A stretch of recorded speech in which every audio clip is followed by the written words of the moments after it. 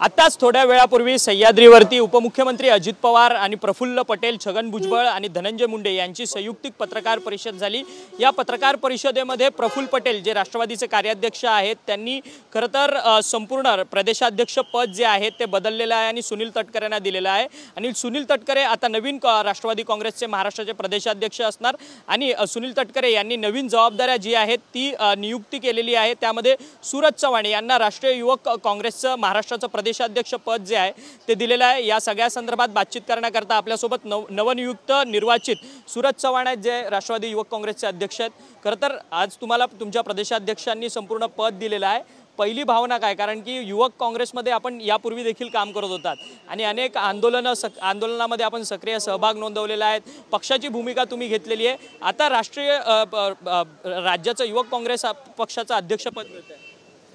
येणाऱ्या काळामध्ये राज्यामध्ये युवक संघटन वाढवून पवार साहेबांचे विचार असतील, अजितदादाचं केलेलं काम असेल, हे जास्तीत जास्त लोकांपर्यंत पोहोचवण्याचं काम येणाऱ्या काळामध्ये आम्ही करणार आहोत। परंतु तुम्ही म्हणतायत की जास्तीत जास्त काम लोकांपर्यंत पोहोचवण्याचं तुम्ही काम करणार आहात, परंतु महबूब शेख तुमच्याच युवक काँग्रेसचे जे प्रदेशाध्यक्ष होते आणि आता ते शरद पवार यांच्या गटातले आहेत आणि अजित पवार आता वेगळे झालेले आहेत, तुम्ही सर्व आमदारांना घेऊन वेगळे झालेले आहेत। ह्या सगळ्या संदर्भाची भूमिका काय? कारण की 9 मंत्र्यांचं डिस्क्वालिफिकेशनसाठी शरद पवारांनी म्हणजे शरद पवार पुरस्कृत जो गट आहे त्यांनी विधानसभा अध्यक्षांकडे अर्ज केलेला आहे।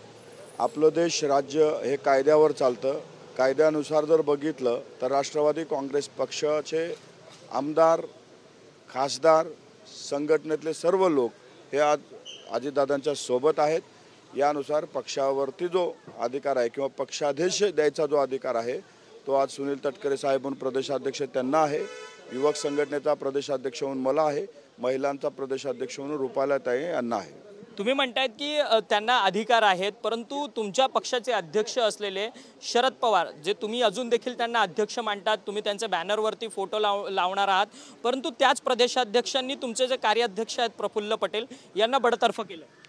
नाही, ते कायद्याच्या लढाईमध्ये कोण हे आहे ते आपण त्याच्यामध्ये समजून येईल, कुणाचं काय खरं कुणाचं काय खोटं ते त्यावेळेस लक्षात येईल। परंतु आत्ताच्या घडीला पवारसाहेब आमच्यासाठी आदरणीय होते आहेत आणि कायमस्वरूपी आदरणीय आमच्यासाठी राहतील। साहेब तुम्ही म्हणतात आदरणीय आहेत, मग आदरणीय व्यक्तीचा आज गुरुपौर्णिमा सुद्धा आहे, आदरणीय व्यक्तीचा तुम्ही मान राखणार का? त्यांचा निर्णय तुम्ही मान्य करणार का? नक्कीच पवार साहेबांची नेहमी भूमिका ही महाराष्ट्राला प्रगतीकडे घेऊन जाण्याची राहिलेली आहे, महाराष्ट्रामध्ये गोरगरीब लोकांसाठी काम करण्याची राहिलेली आहे, राजकारणापेक्षा समाजकारण करण्याची राहिलेली आहे आणि तीच भूमिका घेऊन जास्तीत जास्त लोकांपर्यंत आम्ही आमचं काम। परंतु त्यांनी निर्णय दिलाय कार्याध्यक्ष पदावरून सुनील म्हणजे प्रफुल्ल पटेल यांची आम्ही हकालपट्टी करतोय, सुनील तटकरे यांची ट्रेजरर म्हणून हकालपट्टी करतोय। या निर्णयाचं तुम्ही समर्थन करणार का? काय तुम्ही त्यांच्या या निर्णयाच्या विरोधात? नाही, कायदे मंडळाच्या नुसार, पक्ष घटनेच्या नुसार आता त्यांनी कशा पद्धतीने केलेत काय केलेत ते वरिष्ठ त्याच्यावर बोलतील, त्याच्याबद्दल मला जास्त माहिती नाही, कायद्यानुसार ते बोलतील। परंतु मला जी जबाबदारी भेटली आहे त्या जबाबदारीच्या माध्यमातून राष्ट्रवादी काँग्रेस पक्षाचं युवक संघटन वाढवणं हे माझं काम आहे आणि ते मी करत राहीन। तुम्ही म्हणतायत राष्ट्रवादी युवक काँग्रेसचं संघटन तुम्ही वाढवत राहणार युवकांचं, परंतु ज्या पद्धतीने आपण एका वर्षापूर्वी पाहिलं की एकनाथ शिंदे यांनी संपूर्ण शिवसेना फोडली आणि त्या बंडाळी झाली आणि ही संपूर्ण बंड जे आहे यशस्वीपणे झालं, ते कोर्टात सुद्धा गेलेलं आहे, त्याचीच पुनरावृत्ती म्हणायचं काय?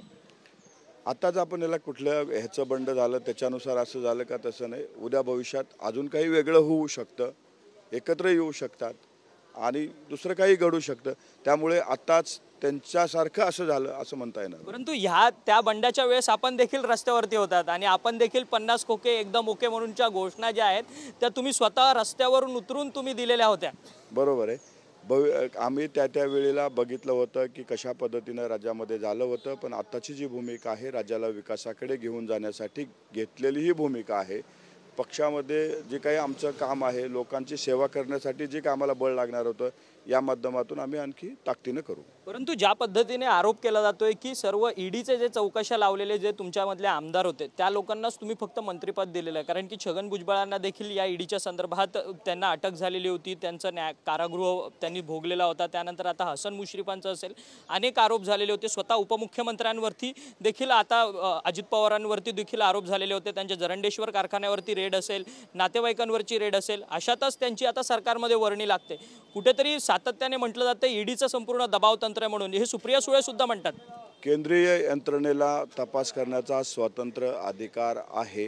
आमच्या लोकांनी वेळोवेळी त्यांना सहकार्य केलेलं आहे. आत्तापर्यंत आमच्या ज्याही नेत्यावरती आरोप झालेले आहेत, आज अनिल देशमुख साहेब आमच्याकडे जरी नसले तर अनिल देशमुखावरती नुसता आरोप झाला होता आणि चौकशीसाठी ते जेलमध्ये होते. आत्तापर्यंत कुठल्याही नेत्यावरती आरोप सिद्ध झालेला नाही. चौकशीसाठी आमच्या नेत्यांनी वारंवार सहकार्य केलेलं आणि भविष्यातही करतील. आम्ही कुठल्याही चौकशीला घाबरत नाही किंवा कुठल्या दबावाखाली कुठला निर्णय घेत नाही. एक शेवटचा प्रश्न, खरं तर आपण अत्यंत जवळचे आहात उपमुख्यमंत्र्यांचे. आत्तापर्यंत तुमच्याकडे आमदारांचा आकडा किती आहे? कारण की संपूर्ण संशय व्यक्त केला जातोय.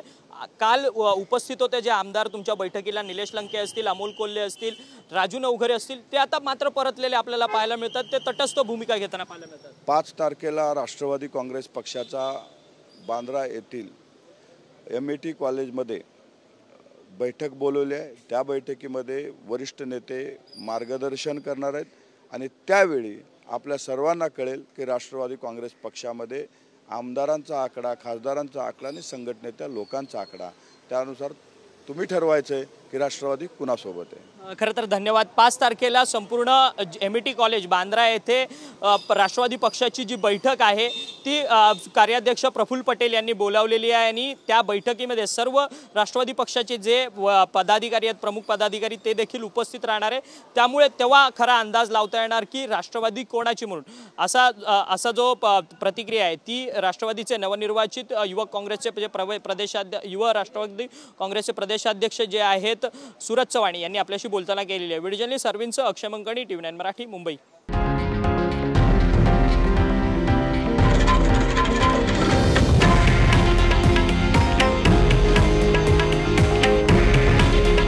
हे आहे देशातील नंबर 1 न्यूज नेटवर्क आणि आपण पाहत आहात TV9 मराठी. काळजी तुमची, हित महाराष्ट्राचं.